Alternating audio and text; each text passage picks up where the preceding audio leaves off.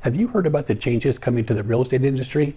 Well, if you're thinking about buying or selling a home, you'll definitely want to know about these changes, and they go into effect on August 17th. So let's take a look so you'll know what to expect as we move forward. Hi, my name is Casey, and on this channel, I typically share information about the 55 and older communities here in Corona. But today, I want to branch out and cover the new changes that are going into effect. They're going to affect buyers and sellers all across the country. And these changes are going to affect all of us. So I hope that you find this video helpful. And if you do, I'd really appreciate if you consider hitting the like and subscribe buttons below.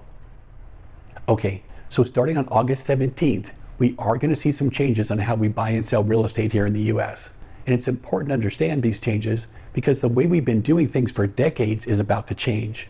And just for a little background on why we're getting these changes, it has to do with a lawsuit against the National Association of Realtors and several large real estate brokerages.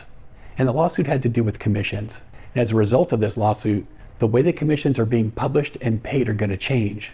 And some people like these changes and others don't. But these changes will definitely affect the housing market. And the first big change that we're going to see is that every buyer that wants to view a home will have to sign an agreement with a realtor before the realtor can actually show it to you. Now, we've always had these representation agreements, but they were never required to simply view a home.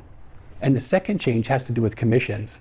The MLS, which is the system that realtors put their homes for sale in, will no longer be allowed to publish any commissions or compensation amounts that are going to be offered for real estate agents that bring or represent a buyer to a home. And this commission amount has always been displayed in the MLS in the past. So let's take a look and see how these changes will actually affect a home buyer.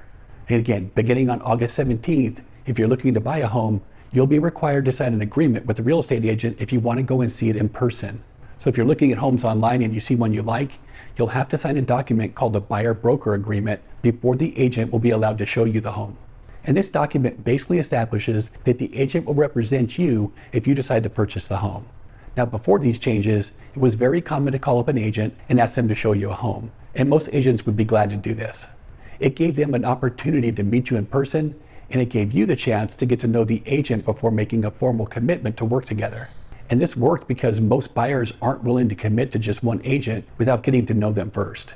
And we've always had buyer-broker agreements in real estate, but a lot of agents, and myself included, were willing to show homes to buyers without having this form signed up front. I looked at it, it was my chance to prove myself to a client, and I wanted them to get to know me and to be comfortable with me representing them if they were ready to buy a home. And once the buyer found a home and wanted to write an offer, that's when I would get this agreement signed. And this process worked for me and many other agents. But with these new rules, this form will have to be signed in order for an agent to show you a home. And there will be several different types of buyer-broker agreements. Some will be for a fixed period of time. Some will be for just one or two properties. And some will be just for one day. And others will be used for viewings at open houses. And every state will have their own forms, and some real estate companies are actually making their own forms too. So it is going to get confusing, and I have no doubt there will be more changes coming to address the problems that I know are going to come up. But there's another big change that's being added to this agreement too, and in my opinion, could really have a negative impact on how homes are sold. But in the new agreement, the document spells out how much the buyer's agent is going to be paid and who will be responsible for paying them. And this is drastically different from how it's been handled in the past. Now, for the past several decades in this country, it's been customary for the seller of a home to pay both agents, the listing agent and the buyer's agent. But with the new rule, the amount of commission being offered to pay for the buyer's agent, if any, can no longer be advertised or shown in the MLS. So that means that as a buyer, you may have to come up with money to pay for an agent to represent you. But if a buyer doesn't have the funds to pay for their agent's commission, it'll be up to the buyer and their agent to try to negotiate to see if the seller is willing to pay the commission. But if the seller doesn't want to pay for the buyer's agent's commission, the deal will simply fall apart. And I really see this having a huge impact on first-time home buyers. Most first-time home buyers struggle to come up with enough money to buy a home.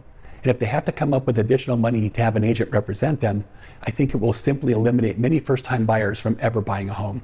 So things are definitely going to get more complicated in the coming months. And here in California, a typical offer to buy a home is already 27 pages long. And now with the changes to the buyer-broker agreements, it's going to get more complicated and more confusing. But the reality is, these changes will require a potential buyer to have to sign a buyer-broker agreement if they want to view a home in person. And you will have to have a discussion with your agent about compensation. And this is a big change from how things have been done in the past. So time will tell on this one, but I've done my best to keep up to date with all the changes and rumors regarding these changes. Sadly, a lot of agents have given up and are leaving the business completely. Now, I'm not personally crazy about some of these changes, but I still believe that buying a home is one of the best investments a person can make. So I'm trying to stay positive and will do what I can to help people navigate these changes. So if you have any questions about buying or selling a home as we move forward, just let me know. I'll put my cell phone number up on the screen, and all of my contact information is listed down in the description below.